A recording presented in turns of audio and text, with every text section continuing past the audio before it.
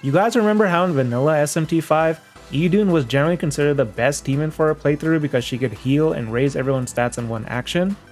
It'd be crazy if in Vengeance they made a new version of her that does the same thing but restores MP as well, and has a better innate skill, and a unique Magatsuhi of their own. Wouldn't that be silly? Alright, what's up guys, Banes here, and today I wanted to go over one of the new demons added to SMT5 Vengeance, that being Konohana Sakuya. Sakuya is a DLC demon, and what makes them so good is their signature move, Sakuya Sakura. This move heals your team for a decent amount, and also raises all their stats by one stage. Being able to both heal and buff your team in one move is what made Idun arguably the best demon back in the vanilla game. But now, somewhat sadly, Idun has gotten a bit power crept. Not too surprising considering its DLC. In addition to restoring HP, Sakuya restores a small amount of MP every cast as well. In late game, this can be 50 MP or more every time, essentially being a chakra drop to everyone when she uses her move.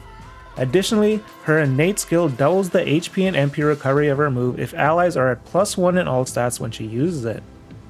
The last unique thing about Sakuya is her Magatsuhi move, Blossoming Sakura. If you have Oya Matsumi in your team or stock, you can activate this move when your gauge is full, and it will restore a huge amount of HP and MP for your team, while also putting all stats at max. I wouldn't generally use this move over other damage focused Magatsuhi skills, but it can help out in longer fights. There are two other things that make Sakuya more preferable to Idun, first being her vitality stat. At the same level, she's considerably more tanky, meaning she'll die a lot less often.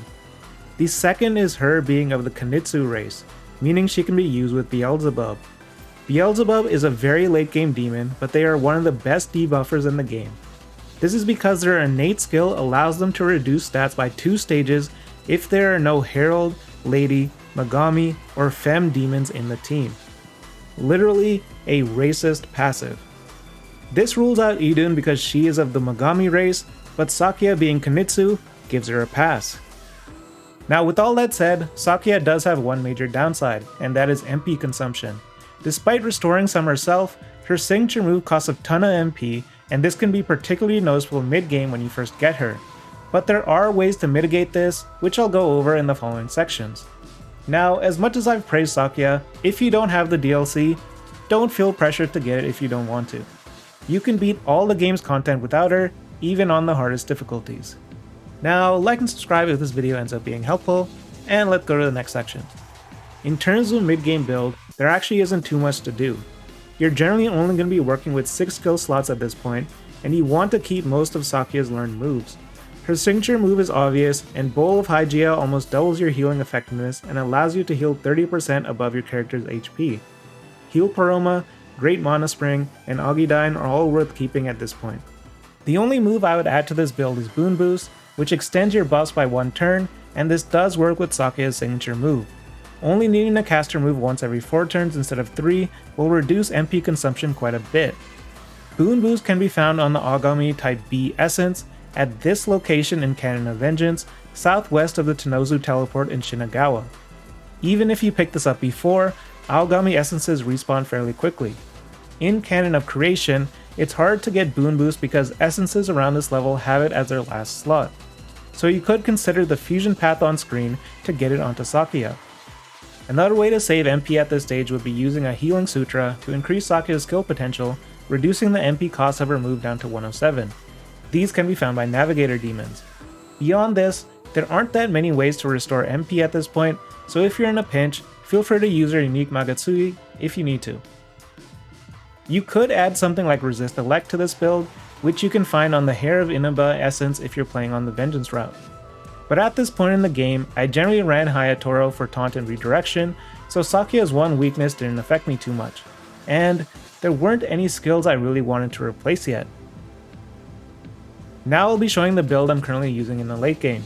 You'll notice this build doesn't have any actual attacking moves, mainly because I'm at the stage where I feel like I have plenty of other damage and coverage options on my team, so a full support build has been working for me. I used essences to get all these moves, which is why I'll mainly be showing where I got them, rather than doing the usual fusion path. This build is pretty similar to the mid-game one. I've just added some high-level skills like High Heal Pleroma and Boon Boost EX instead of the former ones. High Heal Pleroma is found on the Demeter and Maria essences.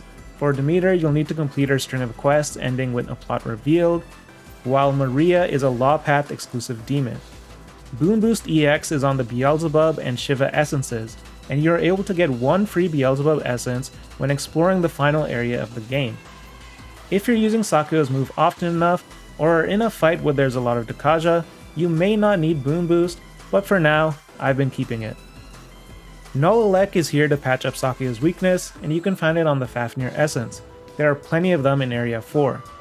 This could be upgraded to Repel or Absorb later. I added Enduring Soul from the Aogami Type 10 essence, as it's a great general skill to have. The last skill I added was Donum Magici. This provides a 50% damage buff to any ally you cast it on.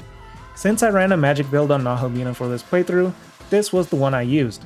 If you're running a strength build, or are using strength build teammates, use Donum Gladi instead. Donum Magici can be found on Succubus, while Donum Gladi is on Sarasvati. Both of these can be bought in Cadaver's Hollow. As always, feel free to change this build however you want. You could consider adding some damage moves like Fire or Wind and their respective Pleromas. There are moves like Repel Fizz and Abyssal Mask, which can be good for the Demi-Fiend fight, but otherwise are not always necessary. A move like Spirit Drain from the Aogami Type 3 essence can help if you're really struggling with MP. Just adjust it according to your own preferences. And that is the build for Konohana Sakuya in SMT5 Vengeance. Atlus never fails at making at least one of their DLC extremely broken.